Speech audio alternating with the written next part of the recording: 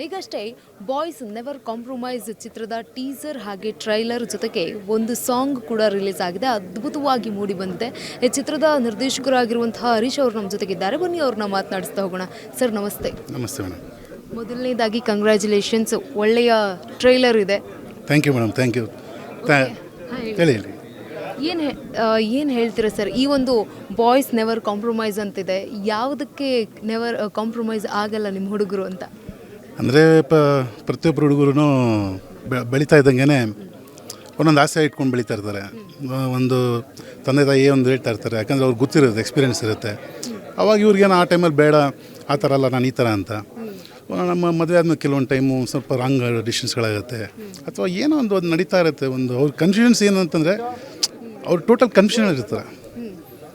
ಯಾವುದೋ ಒಂದು ಮಾಡೋಕ್ಕೆ ಅಂತ ಹೋಗ್ತಾರೆ, ಕೊನೆಗೆ ಒಂದು ಇವತ್ತು ವಯಸ್ಸಾಗಬೇಕು ಅಂತಾರೆ, ಓದೋಕ್ಕಾಗಲ್ಲ, ಏನೋ ಸಮಸ್ಯೆಗಳಾಗತ್ತೆ. ಅದರಲ್ಲಿ ಕಾಂಪ್ರಮೈಸ್ ಆಗಲೇಬೇಕಾಗತ್ತೆ. ಆಗಲ್ಲ ಅಂತ ಅನ್ನೋದು ಅಂದ್ಕೊಂಡಿರ್ತಾರೆ. ಫೈನಲ್ ಆಗೋದು ಆಗಲ್ಲ ಅಂತ ಹೋಗ್ಬಿಟ್ರೆ ಲೈಫಲ್ಲಿ ಯಾವುದೂ ಮಾಡೋಕ್ಕಾಗಲ್ಲ. ಸೊ ಹಾಗಾಗಿ ಆಗಲೇಬೇಕು.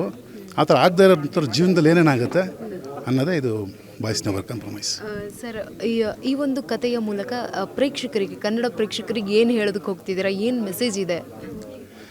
100% ಒಳ್ಳೆ ಮೆಸೇಜ್ ಇದೆ ಮೇಡಮ್.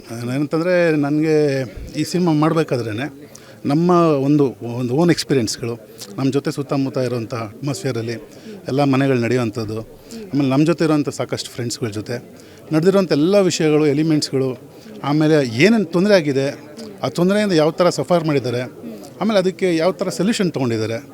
ಸೊ ಅದನ್ನೆಲ್ಲ ನೋಡ್ತಾ ಹೋದಾಗ ಈ ಸಿನಿಮಾದಲ್ಲಿ ಎಲ್ಲ ಥರದ್ದು ಒಂದೊಂದು ಒಬ್ಬೊಬ್ರದ್ದು ಮನೇಲೂ ಒಂದೊಂದು ಇನ್ಸಿಡೆಂಟ್ಸ್ಗಳು, ಅಥವಾ ನಾನು ಈ ಥರ ಏನೇನೋ ಆಗಿತ್ತು ಇಂಥದ್ದೆಲ್ಲ ಬರುತ್ತೆ.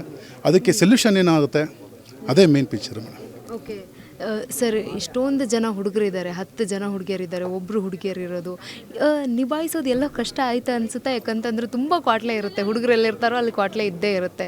ಹೇಗಿತ್ತು ಆ ದಿನಗಳು, ಶೂಟಿಂಗ್ ದಿನಗಳು ಹೇಗಿತ್ತು? ನಾವು ಹುಡುಗರೆಲ್ಲ ಮೇಡಮ್. ಸೊ ನಾನು ಯಾವತ್ತೂ ಶೂಟ್ ಮಾಡಿದೆ ಅಂತ ಅನ್ನಿಸ್ಲೇ ಇಲ್ಲ. ಸೊ ಪಿಕ್ಚರ್ದು ನಾವು ಮಾಡಿದ್ದೆ ನಮಗೆ ಗೊತ್ತಾಗಲಿಲ್ಲ. ಯಾಕಂತಂದರೆ ನಾವೊಂದು ಜರ್ನಿ ಜಾಲಿಯಾಗಿ ಒಂದು ಟೂರ್ ಮಾಡಿಕೊಂಡು ಹಾಗೆ ಮಾಡ್ಕೊಂಬಂದ್ವಿ. ಆಮೇಲೆ ಇಲ್ಲಿರೋ ಎಲ್ಲ ನಮ್ಮ ಆರ್ಟಿಸ್ಟ್ಗಳು ಕೂಡ ಆ್ಯಸ್ ಯೂಶ್ವಲ್ ಫ್ರೆಂಡ್ಸ್ಗಳ ಥರನೇ ಇದ್ದರು. ನಾನು ಹೇಳ್ಕೊಡೋಷ್ಟೇನಿಲ್ಲ, ಎಲ್ಲ ಆಲ್ಮೋಸ್ಟ್ ಎಲ್ಲ ಇದು ಯೂಟ್ಯೂಬರ್ಸ್ಗಳು, ಮತ್ತು ಇದು ಕಾಮಿಡಿ ಕಿಲಾಡಿ ಶೋಸ್ಗಳು, ಆಮೇಲೆ ತುಂಬ ಎಲ್ಲ ಆರ್ಟಿಸ್ಟ್ಗಳು, ದೊಡ್ಡ ಆರ್ಟಿಸ್ಟ್ಗಳು ಚೆನ್ನಾಗಿ ಮಾಡಿಕೊಟ್ರು ಎಲ್ಲದಕ್ಕೂ. ಸೊ ನಾನು ಈ ಸಿನಿಮಾ ಮಾಡಿದ್ರೆ ನನಗೆ ಸಿನಿಮಾ ಮಾಡಿದ್ವಿ ಅಂತ ಅನಿಸಿಲ್ಲ. ನಮ್ಮ ಹುಡುಗರ ಜೊತೆ ಒಂದು ಟ್ರಿಪ್ ಹೋಗಿ ಎಂಜಾಯ್ ಮಾಡಿಕೊಂಡು ಒಂದು ಮಜಾ ಮಾಡ್ಕೊಂಡು ಬಂದ್ವಿ ಅಂತ ಅನ್ನಿಸ್ತು ಅಷ್ಟೇ. ಸರ್, ಯೂಟ್ಯೂಬರ್ಸ್ಗಳಿಗೆ ಒಂದು ಒಳ್ಳೆಯ ಅವಕಾಶವನ್ನು ಕೊಟ್ಟಿದ್ದೀರಿ. ಈ ಒಂದು ಆಯ್ಕೆ ಪ್ರಕ್ರಿಯೆ ಹೇಗಿತ್ತು ಸರ್? ಸಿನಿಮಾಗೋಸ್ಕರ ಈ ಒಂದು ಪ್ರತಿಭೆನೇ ಬೇಕು ಅಂತ ಗುರುತಿಸಿರುವಂಥದ್ದು ಹೇಗಿತ್ತು ಆಯ್ಕೆ ಪ್ರಕ್ರಿಯೆ? ಮೇಡಮ್, ಇದಕ್ಕೆ ಅಂತ ಅಂದ್ಬಿಟ್ಟು ಒಂದು ಆಡಿಷನ್ ಇಟ್ಟಿದ್ವಿ. ಫಸ್ಟ್ ಆಲ್ಮೋಸ್ಟ್ 50 to 200 ಮೆಂಬರ್ಸ್ ಬಂದಿದ್ದರು. ಎಲ್ಲರ ಹತ್ರನೂ ನೋಡಿದ್ವಿ, ಎಲ್ಲ ಚೆಕ್ ಮಾಡಿ ಯಾವ ಥರ ಹೇಗಿದೆ ಏನೇ ಅಂತ. ಆಮೇಲೆ ಇನ್ನೂ ಒಂದು ಹೊಸ ಪ್ರತಿಭೆಗಳು ತುಂಬಾ ಚೆನ್ನಾಗಿ ಮಾಡಿದರು. ಅವರು ಇದ್ದಾರೆ, ಈ ಸಿನಿಮಾಗಳಲ್ಲಿ ಮಾಡಿದ್ದಾರೆ. ಪ್ಲಸ್ ಅದರಲ್ಲಿ ಇಲ್ಲಿ ಇವ್ರು ನೋನ್ ಫೇಸಸ್ಗಳಿತ್ತಲ್ಲ, ಸೊ ಯೂಟ್ಯೂಬಲ್ಲಿ ಮಾಡಿರೋದು, ಆಮೇಲೆ ಇನ್ಸ್ಟಾಗಳಲ್ಲಿ, ಅದರಲ್ಲಿ, ಆಮೇಲೆ ಕಾಮಿಡಿ ಶೋಗಳಲ್ಲಿ ಇವರೆಲ್ಲ ಚೆನ್ನಾಗಿತ್ತು.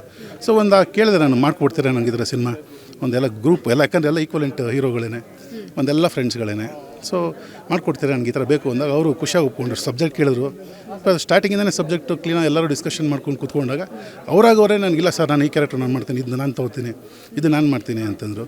ಆಯಿತು ಅಂದ್ಬಿಟ್ಟು ನನಗೂ ಖುಷಿ ಆಯಿತು. ಅವರೆಲ್ಲ ಅಷ್ಟು ಇನ್ಸ್ಪಿರೇಷನ್ ಆಗಲಿ, ಒಂದು ಜೋಶ್ ಆಗಲಿ ಎಲ್ಲ ಇದ್ರೋದ್ರಿಂದ. ಸೊ ಹಾಗಾಗಿ ಅವ್ರನ್ನೇ ಸೆಲೆಕ್ಟ್ ಮಾಡ್ಕೊಂಡೆ.